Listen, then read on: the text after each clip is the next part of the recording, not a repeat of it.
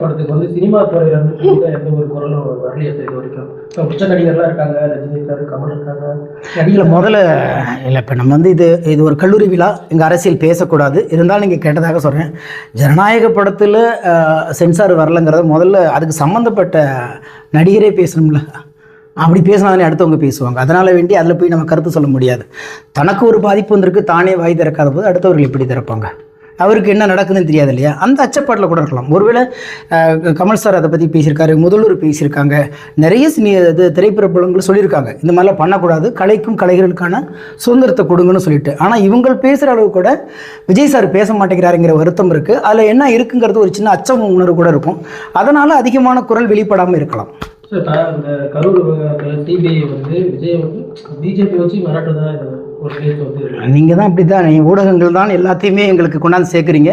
நீங்கள் சொல்கிறீங்க, நாங்கள் நம்புகிறோம். அது உண்மையாக இருக்கா இல்லையாறது இன்றைக்கெல்லாம் போயிட்டுருக்கு போல இருக்குது. சிபிஐ விசாரணை முடித்ததுக்கு பிறகு அவர் வாயால் வந்து சொல்லுவாங்க, அது வந்து தகவல் அறிக்கை வெளியில் வரும். அப்படி பார்த்தா தான் தெரியும் நமக்கு. அதனால் வேண்டி ஒரு கேஸ் வந்து சட்டத்தின் கீழே விசாரணைக்கு இருக்கும்போது அதை பற்றி ஒப்பீனியன் சொல்வது வந்து நல்லா இருக்காதுன்னு நினைக்கிறேன். ஸோ உங்களோட அரசியல் பார்வையில் விஜய் வந்து அவரோட ஸ்டாண்ட் என்ன இருக்குன்னு நினைக்கிறீங்க சார்? இப்போ வர தேர்தல் ஒன்று கொஞ்ச நாள் தான் இருக்குது. அவர் முடிவை நான் சொல்ல முடியாதுல்ல, நம்ம ஆர்வம் பார்ப்பது இல்லைல்ல. எதுவாக இருந்தாலும் மக்கள் நலனை கருதி அவர் முடிவு எடுக்க வேண்டும் என்பது ஹம்பிள் ரெக்வெஸ்ட், அவ்வளோதான். எதுவாக வேணாலும் அவருக்கு இடம். ஆனால் மக்களும் தன்னை வளர்த்த இந்த மண், இந்த மக்கள் மீது ரொம்ப வந்து பாசம் வைத்திருக்கிறேன் அப்படின்னு சொல்லி பேசிட்டு இருக்காரையா, அதுக்கு விரோதமாக எந்த செயலையும் அவர் பண்ணிடக்கூடாதுங்கிறது ஒரு பிரதராக நான் சொல்கிறேன். அது வந்து அதனால் வேண்டி அவர் என்ன முடிவு எடுக்கணுங்கிறத சொல்கிறதுக்கு எனக்கு அதிகாரம் இல்லை.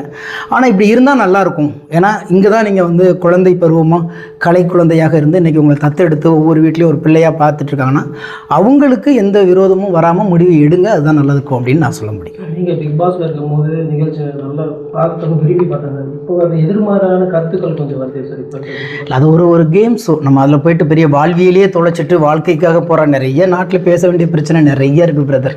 நம்மளை சுற்றி 1000 பிரச்சனை இருக்குது. அதெல்லாம் பற்றி பேசுவோம். அது ஒரு கேம் ஷோ. அது அந்த சேனலுக்கு உள்ள வியாபாரம். அதுக்காக கூட அவங்க பண்ணலாம். நம்ம என்னை பொறுத்த வரைக்கும் இந்த மாதிரி வீண் விவாதங்களை தாண்டிட்டு ஆக்கப்பூர்வமான விவாதத்துக்கு வரதான் நல்லதுன்னு நினைக்கலாம். சிவகார்த்திகேயன் நம்மளாம் விமர்சனம் கடுமையாக வைக்கிறாங்க அப்படின்ற கொஞ்சம் வருத்தப்பட்டு பேசியிருந்தாரு. இல்லை, சிவகார்த்திகேயன் மட்டும் இல்லை, விஜய் சார் மட்டும் இல்லை, நான் இல்லை, நாளைக்கு நீங்களே சரி திரைக்குறதுக்கு அது பொது வாழ்க்கைக்கு வந்தாலும் விமர்சனங்கள் வரும். விமர்சனங்களை ஏற்றுக்கொள்ள அஞ்சுகிறவங்க பொதுத்தளத்துக்கு வர முடியாது. இங்கே எல்லாரும் எல்லாத்தையும் பிடிச்சவங்களா இருக்க முடியாது. விமர்சனங்கள் அவர் பார்க்காத விமர்சனம் இதுக்கு முன்னாடி கடந்து இருந்திருக்காரு. ஜனநாயகன் வெளிவராத போது இந்த படம் பராசக்தி வந்திருக்கு. அது ஒரு அரசியல் பார்வையாக பார்க்குறேன். இல்லை, எனக்கு அப்படி தெரியல. என்னன்னு கேட்டிங்கன்னா, ரெண்டையும் சென்சார் வந்து மத்திய அரசாங்கம் தான் சென்சாரோடைய போர்டு இருக்குது. அதனால் வேண்டி அவங்க ரெண்டுக்குமே அவங்க தான் தீர்ப்பு கொடுக்கணும். அதை வந்து நம்ம கேள்வி கேட்கணும். நீங்கள் கேட்குற இந்த சென்சாரை பற்றி கேட்கறது எல்லாமே நம்ம வந்து சென்சார் போர்டையும் அல்லது அதுக்கு உரிய அரசையும் தான் நம்ம கேட்கணும். ஒன்றிய அரசையும் தான் நம்ம கேட்கணும். நம்ம அதுக்கு சொல்ல முடியாது எதுவுமே. புத்தக கண்காட்சி நடக்குது, அது அறிவுரை சொல்லுங்கள். ஒன்றும் இல்லை, வாசிப்பு பழக்கம் நமக்கு எல்லாத்துக்குமே வேணும். என்னென்னா ஒரு புத்தகம் என்பது நீங்கள் சொல்கிறது மாதிரி வெறும் காகிதத்தாலும் எழுத்தாலும் ஆனது அல்ல. நம்ம ஒரு பல அனுபவங்களையும் காலங்களையும் சேகரித்து ஒரு எழுத்தாளம் எழுதுகிறாங்க. அடிக்கடி பர்வீன் சுல்தானா சொல்லுவாங்க, எந்த புத்தகத்தையும் எவருக்கும் விலை கொடுத்து வாங்கிட முடியாது. நீங்கள் கொடுக்குற விலை காகிதத்துக்கும் அச்சுக்குழியும் தானே தவிர அதுக்குள்ளே எழுத்த வாங்க முடியாதும்பாங்க. அந்த அளவுக்கு வந்து அந்த உணர்வுகள் இருக்குன்னா அதை கடத்தி கொடுக்குறாங்கன்னா, ஒரு புத்தகத்தை படிக்கும் பொழுது ஒரு 10 ஆண்டுகளையோ அல்லது ஒரு 10 தலைமுறை வாழ்க்கையோ நமக்கு திருப்பி தருது அந்த புத்தகம். அதை வந்து நம்ம அடுத்த தலைமுறைகிட்ட கொண்டு போய் வாசிப்பு பழக்கத்தை ஏற்படுத்துங்க. ஏதோ நல்லது கெட்டதெல்லாம் பார்க்க எல்லாம் படிங்க. உங்களுக்கு பிடிச்சது நல்லது, பிடிக்காது கெட்டது, அவ்வளோதானே தவிர எந்த புத்தகம் வாசிக்கலாம் அதெல்லாம் இல்லை. எல்லாத்தையும் வாசிங்க. எனக்கு பிடித்தது உங்களுக்கு பிடிக்காதாக இருக்கலாம், உங்களுக்கு பிடித்து எனக்கு பிடிக்காததாக இருக்கலாம். அதனால் படிக்கும்போது மனதுக்கு எது பிடிக்கிறதோ வாசித்து கொண்டே இருங்கள். ஏன்னா வாசிக்க தெரிந்தவனால் மட்டும்தான் இந்த சமூகத்தை நேசிக்க முடியும். அடுத்த பாட்டு என்ன? இப்போ ஒரு 13 படங்கள் எழுதிக்கிட்டு இருக்கு, வந்துக்கிட்டே இருக்குது. ஒரு 2 படம் மார்ச்சுக்கு அப்புறம் நடிக்க போகிறேன், வந்துக்கிட்டு இருக்கு. அதுக்கு மீறி அதுக்கப்புறம் அரசியல் களம், தேர்தல் வந்துடும், அதை நோக்கி ஓட வேண்டியிருக்கு. அதனால் வேண்டி பல்வேறு தளங்களில் இயங்குறதுனால நான் எப்போதுமே நேரம் போதலன்னு கேட்டுகிட்டே இருக்கேன். 24 மணி நேரம் போதாது, 48 மணி நேரமாக கொடுறா இறைவா அப்படின்னு கேட்டுட்டு இருக்கேன். ஓடிக்கிட்டே இருக்கும், அவ்வளோதான். ரஜினி சார், கமல் சார் ரொம்ப நீண்ட நாட்கள் நாடுகள் வெளியிட்டு ஒன்றா நடிக்கிறாங்க. அது எப்படி பார்க்குறீங்க? அதில் நீங்கள் எதனா பாட்டு எழுதுறது தெரியல சார், அதுக்கு நான் வந்து தெரில, அதெல்லாமே எந்த ஆரோடமும் சொல்ல முடியாது. ரெண்டாவது அவங்க நீண்ட நாட்கள் வந்து அவங்க சேர்ந்து படம் நடிக்கலையே தவிர அவங்க வந்து எல்லா காலகட்டத்திலையுமே அந்த நட்பை பலமாக வச்சுருந்துருக்காங்க.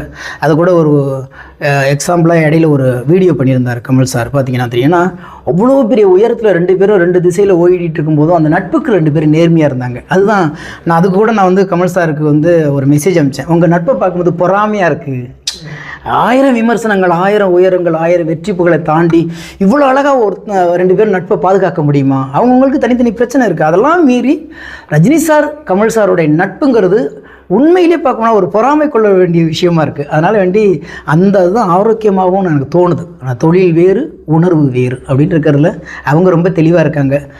எப்போதுமே வந்து அவங்க 2 பேரும் அவங்களுடைய உயரத்துக்கு தகுந்த சிந்தனையோடு இருக்காங்க. ஒன்றுமே அவங்கள பார்த்து நம்ம நிறையா கற்றுக்கணும். ஆமாம், பொங்கல் பரிசு 3000 கொடுத்துருக்காங்க, எப்படி சார் பார்க்குறீங்க? வாங்கினவங்க மகிழ்ச்சியாக இருப்பாங்க, வாங்காதவங்களுக்கு போய் சேரட்டும். சரி, நன்றி.